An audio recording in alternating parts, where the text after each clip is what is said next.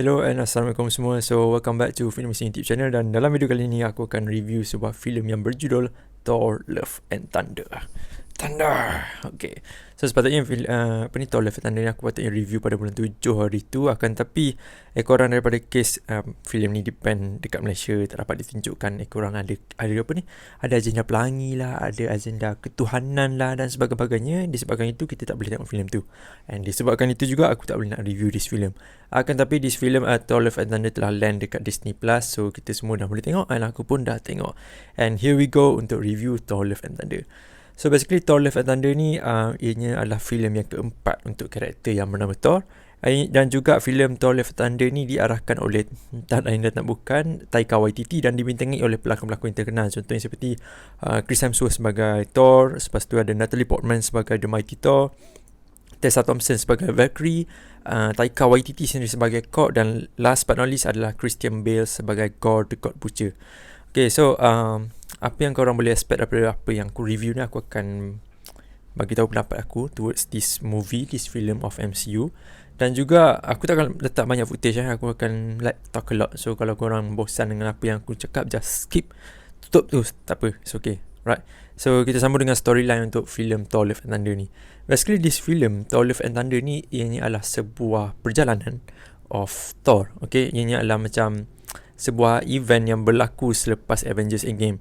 Dan Thor somehow dia perlu melalui satu journey untuk mencari diri dia sendiri sebagai God of Thunder. Okay, dan ekoran daripada itu dia telah join Guardian of the Galaxy lah untuk menyelesaikan quest-quest di galaksi di luar sana kan. Akan tapi tiba-tiba berlakulah satu event yang tidak disenangi oleh Thor dan juga Guardian of the Galaxy itu sendiri, which is Tuhan-Tuhan yang berada di situ sedang dibunuh dengan kejam sekali oleh a person yang dilakonkan oleh Christian Bale, tak lain dan tak bukan Gorr the God Butcher.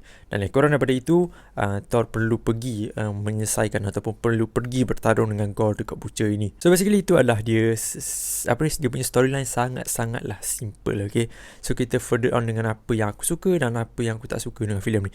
Dan aku akan cakap secara randomize ya. Aku akan cakap dengan random. Aku tak nak particularly macam apa yang aku suka, apa yang aku tak suka yang ni. Okay, sebab this film dia kind of macam mixed feeling lah untuk aku. Okay, filem Thor Love and Thunder ni kita dah tengok filem ni lewat dalam 2 bulan ataupun sebulan something. Dan ramai dah orang-orang antarabangsa di luar sana maupun YouTuber-YouTuber dekat tanah air kita sendiri dah review tentang filem ni. Dan ramai yang mengatakan this film is overused, dia punya komedi. Dan aku tak boleh nak deny benda tu. Memang Taika Waititi menggunakan jenaka, elemen of joke dalam filem ini dengan sangat ekstrim sekali. Dengan sangat ekstrim bukan maksudnya macam jenaka-jenaka yang diguna pakai dalam filem ni berkesan. Tak. Dia macam aku tahu Thor Ragnarok yang sebelum ni, yang ketiga tu, sebuah filem yang diminati ramai dan diterima ramai disebabkan ada elemen komedi yang land very very well dan land very perfectly dalam pemikiran audience. Tapi untuk Thor Love and Thunder ni Memang ada humor yang kita boleh adapt. Tapi most of the time jenaka yang digunakan ataupun jenaka yang diletakkan dalam filem ni tak masuk akal dan tak sedap untuk didengar. Taika Waititi dia macam nak buat Thor Ragnarok adalah sebuah filem yang very sukses untuk filem Thor. Apakah kita buat lagi untuk filem yang upcoming, Thor Love and Thunder? Jom kita buat filem ni sejenaka-jenaka yang mungkin. Dan apabila dia terlampau buat benda tu, of course this film is going to be rubbish lah. Filem ni tak sampah. Dia macam kau terlampau ada freedom. To be honest, dia macam terlampau freedom untuk berkarya dalam benda ni sampai kau lupa beberapa macam mana nak cakap, beberapa level yang kau patutnya tak lepas. Okay, contohnya patut komedi. Okay, dalam filem ni kita akan gunakan komedi 20% saja contohnya. Tapi dalam filem ni 50% setiap benda, setiap perbualan yang dipakai tu ada jenaka. Aku macam apa benda ni siap. Tapi basically aku rasa bukan nak salahkan sangatlah writer untuk filem ni lah basically, ataupun skrip yang digunakan untuk Thor ke, untuk Chris Pratt ke, untuk untuk Valkyrie ke, semuanya macam semuanya nak cakap buat lawak je sepanjang masa kan. Memang aku rasa macam fed up. Dia beza Dia beza filem Thor Ragnarok dengan filem Thor Love and Thunder ni, lawak yang digunakan dekat Thor Ragnarok tu, kau rasa macam lawak tu sesuai dengan keadaan, dengan timing, dengan siapa yang bercakap. Lawak tu sesuai. Okay, kalau dalam Thor Love and Thunder ni, kau tak kira tu watak apa, watak siapa, dan di mana, event macam mana, situasi macam mana, semua benda kau nak cakap pasal lawak. Aku memang fed up, aku frust lah aku tengok filem ni. Aku tak ada macam rasa nak tumbuk katil ke apa, tak ada. Tapi dia rasa macam, lah, macam ni ke MCU punya filem sepatutnya menjadi. FYI untuk korang semua, siapa yang belum tengok Thor Love and Thunder lagi, korang boleh tutup dulu video ni, and then bila dah tengok baru buka video ni. Okay, aku lawak yang aku paling tak boleh nak belah sekali adalah lawak di antara Mjolnir, Stormbreaker dengan Thor sendiri. Aku tahu dia nak buat macam connection ataupun relationship di antara Thor dengan dia punya kapak-kapak ataupun tukul ni kan, dengan Stormbreaker dengan Mjolnir. Tapi aku rasa benda tu macam unnecessary gila untuk have those kind of connection. Dia buat macam Mjolnir tu anjing peliharaan dia ataupun Stormbreaker tu anjing peliharaan dia. Nak bercakap, oh saya suka awak ni. Aku tak tahu benda ni memang ada dalam komik ke, yang aku tak tengok ke kan. Tapi benda ni macam like wasting time gila. Wasting time. Aku rasa tak perlu pun nak buat pasal dia borak dengan kapak. Aku rasa for some people, kebanyakan orang di luar sana akan tergelak dengan benda ni. Aku macam, aduh, kenapa kau pilih plot yang macam ni? Dan banyak benda lagi yang kau boleh fokus on. Benda-benda macam ni filler gila. Kau tak payah nak fokus. Ini Taika Waititi ni. Lepas tu keduanya aku nak cakap pasal filem ni, action dia tak adalah hyper interesting gila, tak ada, tapi adalah action dalam filem ni, dan aku rasa action tu diterima. Dan betul seperti title yang kita tengok, Thor Love and Thunder, memang banyak tanda dalam filem ni. Kalau pasal love juga pula, love ni yes, of course kita tahu Jane Foster kembali dalam MCU setelah lama dia tak muncul dalam MCU. Right now dia kembali. Dan apa yang aku suka dengan filem ni adalah dia adaptasikan daripada comic event lah, basically daripada apabila Jane Foster terkena kanser dan dia berubah menjadi Mighty Thor and end up ni mati sebab kanser tu. Itu adalah satu pujian yang sangat tinggi kerana Taika Waititi berani untuk memilih ataupun memetik adegan itu daripada komik, dan aku sangat-sangat berterima kasih towards that. Dan pasal love connection antara Thor dan juga Mighty Thor iaitu Jane Foster, sebenarnya aku nak tengok lebih lagi. Of love. Aku rasa aku punya expectation kot tak sampai. Macam, yes, of course Jane Foster mati at the end of this film membuatkan aku rasa macam okay, we are not going to see Jane Foster as a penerus kepada Mighty Thor, orang daripada kanser yang dia dapat tu kan. Aku accept benda tu, aku terima benda tu.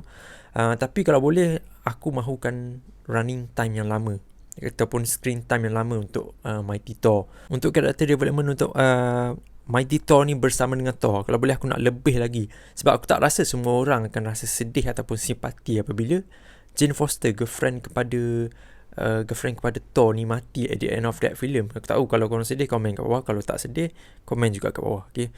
So lepas tu aku nak sentuh juga pasal running time lah untuk filem ni, iaitu selama 1 jam 59 minit, tak silap aku, almost 2 hours. Tapi aku rasakan filem ini bergerak dengan sangat laju, sedangkan dia punya plot sangatlah simple. Dan ini berbalik kepada point yang pertama aku cakap tadi, overused joke. 2 jam aku dapat rasakan banyak character development ataupun plot development yang tak mencukupi. Okay, yang tak mencukupi. Aku rasa 2 jam, filem ni 2 jam, walaupun ini adalah filem yang paling singkat waktunya dalam MCU punya franchise ni kan.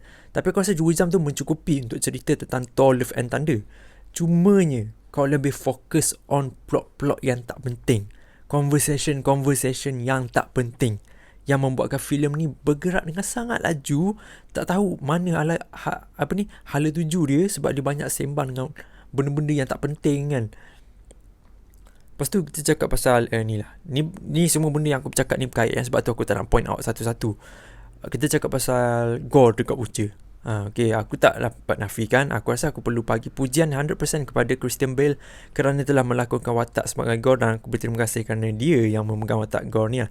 Tapi kalau kita tengok kostum design, makeup dan sebagainya tu kan, dia tak nampak langsung macam Gore, macam dalam komik. Okay, sebab benda tu kita dah tahu daripada trailer, tak apa kan. Pasal nama Gore the God Butcher, which is dekat TV spot, dekat trailer dan sebagainya, teaser, semua hypekan this character villain ni, Gore the God Butcher. And ramai orang cakap macam, oh, Gore the God Butcher steal the show. Memang Gore the God Butcher steal the show of Thor Love and Thunder. Sedangkan dia bukan main character. Dia bukan main character seperti Thor, seperti Jane Foster. Bukan. Dia main antagonist untuk Thor. Tapi dia punya, aku rasa dia punya screen time tak banyak macam Thor. Disebabkan itu, aku faham. At the first place aku faham macam, okay, Gore ni lah, dia punya planet dah ketandusan, planet dia nak mati dan sebagainya, sampai anak perempuan ni mati.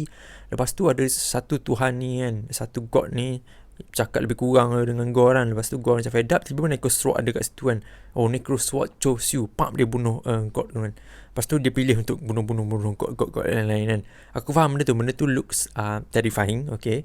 Cuma aku nak lebih lagi lah. 2 jam, kau ada filem ni 2 jam, Gore the God Butcher tu muncul berapa minit je. Okay, tu first yang dia muncul. Lepas tu dia culik budak-budak tu. Lepas tu final scene battle tu kan. Yang culik budak-budak tu kan, aku tak boleh belah gila. Gore the God Butcher culik budak-budak. Serius bro, serius lah. Aku tahu ramai accept benda ni ke apa kan. Tapi dia punya level of threat tu, Gore the God Butcher ni macam tak kena dengan kau culik budak-budak sebab nak dapatkan Thor, nak dapatkan ni Stormbreaker tu. So dia nak umpan lah Thor ni pergi ke Shadow Realm dan sebagainya tu kan. Tapi dia culik budak-budak. Kau faham tak? Macam kau nama Gore the God Butcher tapi kau culik budak-budak. Dia memang tak kena. Lepas tu aku suka part Thor, Jane Foster, Valkyrie semua lawan dengan Gore ni. Memang really interesting. Waktu tu memang best. Dia pakai kilat, lepas tu ni pakai shadow kan. Gore tiba tenggelam, timbul tenggelam. Tu best lah. Yang tu best. Lepas tu dia summon dia punya minion dan sebagainya tu daripada Necrosword. Tu best. Tapi okay, ni berkait dengan final scene lah. Gore the God Butcher ni dia dah bunuh banyak gods dalam filem tu. Dia tunjukkan dekat screen tu lah, banyak gila dia dah bunuh kan. Even Lady Sif pun tangan dia dah terbelah, dah terpotong kan. So at the end of that film, Gore ni Necrosword ni tends to macam memakan tuan yang memakai Necrosword tu lah. Sama macam Mighty Thor, Jane Foster kan mati korang sebab Necrosword tu macam pakai Gore ni macam banyak sangat lah, contoh macam tu kan. So korang daripada itu dia berjaya untuk pergi jumpa dengan Eternity and request untuk anak dia hidup kembali. And at the end of that film, Gore ni meminta Thor untuk menjaga anak dia yang baru hidup, yang dia request daripada Eternity ni. At that moment aku tak tahu, literally ni daripada perspektif aku je, aku tahu pendapat korang macam ni. At that moment aku rasa memang fucked up gila. Gore dah bunuh God banyak, ramai, really brutal dia bunuh kan, sebab dia rasa bengang, dia rasa benci terhadap Tuhan ni yang merendah-rendahkan macam ciptaan kecil ni kan. Patutnya orang-orang kecil ni terima je apa yang gods buat kat dia apa kan. So dia bengang benda tu. Dia dah bunuh ramai gods. Lepas tu at the end of that film, dia meminta Thor, which is Thor ni God of Thunder, untuk menjaga anak dia yang baru dihidupkan daripada Eternity, which is anak dia tu yang dinamakan sebagai Love, is salah satu daripada entity yang sangat powerful, yang boleh samakan level seperti entity Eternity. Aku rasa macam apa kau buat ni Taika? Kau nak rushkan plot ni. Aku tak kisah sebenarnya nak munculkan. Sebenarnya kalau dalam komik kan, Gore punya anak ni bukan anak perempuan, anak lelaki. Dan tak ada langsung pun dia jumpa Eternity ke untuk dapatkan anak. Tak ada. Tolong betulkan aku kalau aku salah. Tapi tak silap aku memang tak ada. Gore ada anak lelaki, lepas tu anak lelaki dia hidup daripada Eternity ke, tak ada. Okay, aku tak tahu kenapa dia pilih plot sebegini. Kenapa dia tak pilih macam at the end of that film Gore mati di tangan Thor seperti biasa. Lepas tu munculkanlah credit scene yang berbeza sikit kan. Tapi ni dengan culik budak-budak tu yang aku mention. Pasal budak-budak tu yang aku nak mention. Aku rasa banyak lagi nak cakap pasal Gore, tapi korang boleh komen lah kat bawah, nanti aku respon. Pasal budak-budak tu, yang budak-budak yang dicolek tu. Lepas tu Thor ni dia macam Dia pegang lightning bolt daripada Zeus punya tu kan. Nanti kita cakap pasal Zeus. Dia pegang lightning bolt, dia cakap, oh, by the power of the Thor, Odin's son, I give this kids power, something like that kan. Setiap budak tu dapat power, Setiap budak tu dapat power Thor. And budak-budak ni tolong Thor untuk bantai minion-minion daripada Necrosword tu. Tu moment tu, bila aku tengok budak-budak tu, aku macam, aku nak ingatkan ni daripada perspektif aku sendiri. Bila aku tengok those moment, aku macam, ni filem budak-budak ke siap?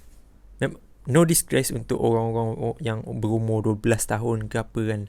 Tapi sebelum ni MCU dia punya DNA bukan sebegitu, which mean involvekan budak-budak being a hero. Even sebelum ni pun ada budak-budak, contoh dalam Amazing Spider-Man 2 kan. Amazing Spider-Man 2 ada budak tu pakai topeng Spider-Man, dia macam nak tiru Spider-Man, tapi dia tak ada power Spider-Man. At the end of that film, Spider-Man muncul, dia real Spider-Man. Contoh seperti Iron Man yang kedua kan, ada budak yang pegang pakai topeng Iron Man, dia nak tembak tapi bukan dia tembak, Tony Stark sendiri yang tembak. Aku terima benda-benda macam tu. Tapi ni, that kiddos, budak-budak tu dapat kuasa Thor dan dia tolong Thor. Benda tu, moment tersebut aku rasa macam, what a disgrace moment untuk karakter Thor.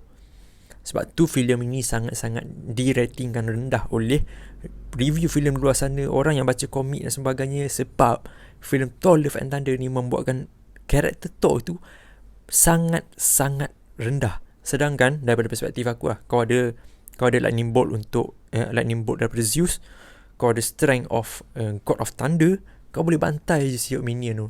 Tak kira minion tu banyak ke kan. Macam kau bantai Chitauri dekat Avengers Infinity War. Tu best. Moment tu best kan. Buatlah macam tu, baru nampak karakter Thor ni sangat-sangat gah. Tapi dalam cerita ni, karakter Thor sangat-sangat goofy.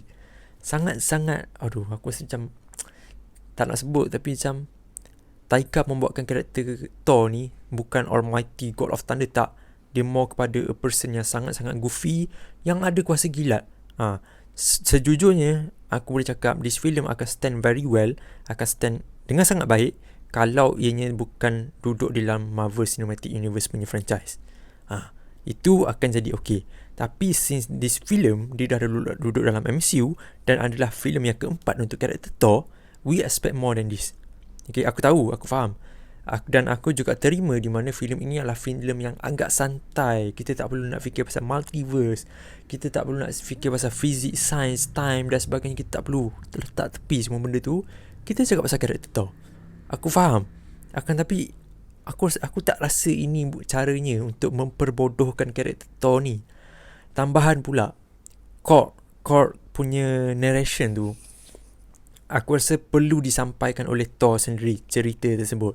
Macam, I have lost my family, and I lost my mom, I lost my dad, I lost my brother Loki. Contoh macam tu kan. Nak bagi satu sentimental value kepada kita semua, kepada audience, untuk merasakan, wah, kita sudah sampai ke tahap ini. Thor, dia dah melalui banyak benda dalam hidup dia. Tapi Korg punya narration tu membuatkan narration tersebut seperti satu jenaka. Itu yang aku rasa macam turn off. Contoh kalau filem ni kita boleh tengok dekat Power Gum, kita dah lama tak tengok Thor, karakter Thor selepas Avengers Endgame. Kita nak rasa those kind of, oh, hi Thor, hi, apa khabar, kau okay sama ni. Ni dia buatkan macam ni birthday kau, tapi ada badut yang datang rumah kau. Macam tu lah. Aku ni sejujurnya ni apa yang aku rasa. Okay, teruskan lagi dengan Zeus pun karakter yang bodoh kat dalam filem ni.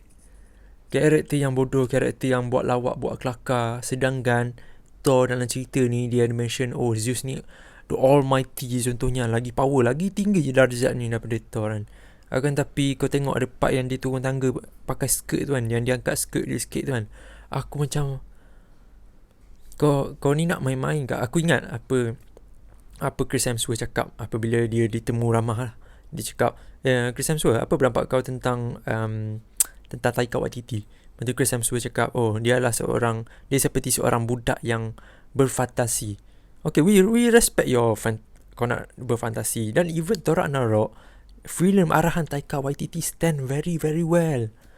Sebab dia tak overrush, dia tak push the comedy very very hard. Dia still dan juga stick kepada point of that storyline. Ni storyline Thor Love and Thunder ni merapu, messy gila. Padahal benda tu sangat-sangatlah simple. Dia perlu pergi berjumpa dengan Gore, tewaskan Gore, selamatkan budak-budak tu. Kalau nak masukkanlah budak-budak tu juga kan, selamatkan budak-budak tu. Yang part eternity tu aku rasa tak perlu pun. Sebab tu aku yakin walaupun performance daripada Christian Bale tu sangat-sangat menakjubkan, akan tapi aku rasa hella lagi bagus daripada Gore, The God Butcher. Ni bukan salah Christian Bale ni salah Taika Waititi, and he should take 100% responsible towards this. Okay, sebabnya kenapa? Sebabnya sepatutnya Gore ni perlu menentang dengan Thor habis-habisan. Bukannya dia berubah hati. Dia membuatkan filem, dia membuatkan Gore ni tak ada pendirian. The reason why dia membunuh segala god dan sebagainya tu, bukan dia nak mengembalikan anak dia. Kita pun tahu dia nak revenge. Sebab kau ni tak patut hidup lah. Senang cerita kan dia cakap, kau tak patut hidup. Kita boleh nampak daripada side Gore ni yang dia betul-betul nak bunuh ni lah orang-orang atas sana tu kan. Sepatutnya tu yang kita dapat. Tapi bukannya at the end of the, bagi aku, jujur aku cakap, dia dah build up untuk karakter Gore ni dengan sangat baik. Aku jujur. Lepas tu at the end tu, masa dia suruh jaga Thor tu, dia suruh Thor jaga anak dia tu, aku dah macam melantak kau lah Gore. Kau dah tunjukkan betapa kau kejam. At some point kau meminta pertolongan orang yang kau nak tentang. Lepas tu Thor pula dia sampaikan satu message, oh, kau bukan nak revenge, you are not seeking for revenge, you seeking for love. Tiba-tiba nak kaitkan dia juga dengan Jane Foster. Dahsyat. Aku rasa aku dah banyak cakap sangat lah untuk filem ni. Oh yeah, by the way, ini adalah filem yang enjoyable. Cumanya daripada MCU perspektif, Marvel perspektif, banyak yang tak kena dengan filem ni. Dan ya, sejujurnya filem ni aku rasa lagi teruk daripada Black Widow. Ya. Dan aku rasa aku tak perlu nak cakap banyak lagi. Overall aku suka the CGI, aku suka tanda yang digunakan dalam ni. Aku suka Jane Foster muncul dalam filem ni. Aku suka juga Thor finally muncul walaupun dia menyampaikan lawak-lawak yang tak guna. Valkyrie aku suka juga. Lepas tu, ya, pujian kepada Gore The God Butcher kerana dia telah menggalas filem Thor Love and Thunder ni dengan sangat baik. Kalau tak ada dia, kalau villain dalam cerita ni villain yang bodoh, aku rasa cerita ni akan flop gila-gila. Okay, even though sekarang ni dah dapat rating yang rendah dan sebagainya kan. So aku tak nak cakap lebih lagi. Korang boleh lontarkan komen korang kat bawah towards this film dan juga rating, please. Sebab aku takut rating aku terlampau rendah, nanti orang cakap, kau ni pandai rating filem ke tak? Tak apa, korang bagi tahu pendapat korang kat bawah. Okay, so overall untuk filem Thor Love and Thunder ni arahan daripada Taika Waititi, aku memberikan rating sebanyak 6/10 bintang, which is filem yang paling rendah setakat ini untuk Marvel Phase 4. Okay, dan dia jatuh di kategori acceptable. Ianya tak teruk, cumanya daripada MCU perspektif banyak benda yang perlu dibaiki. Bukan sikit bukan promising. Filem ni tak sampai tahap promising langsung. Sebab tu aku kecewa dengan Thor, takkan tapi sebab dia dah sampai lambat kan, dan aku dah expect this kind of disappointment, dan aku terimalah benda tu. Okay, so sorry, ini bukan review. Aku rasa ni bukan review lah, ini macam borak dengan orang lah. Okay, so itu saja. Terima kasih sebab meluangkan masa. Aku tahu lama sangat, dah 25 minit siap. Nanti aku cut, jangan risau. Okay, so itu saja untuk video kali ini. Terima kasih kerana meluangkan masa. Jangan lupa D23 akan tiba nanti. Okay, itu saja. Assalamualaikum dan bye-bye.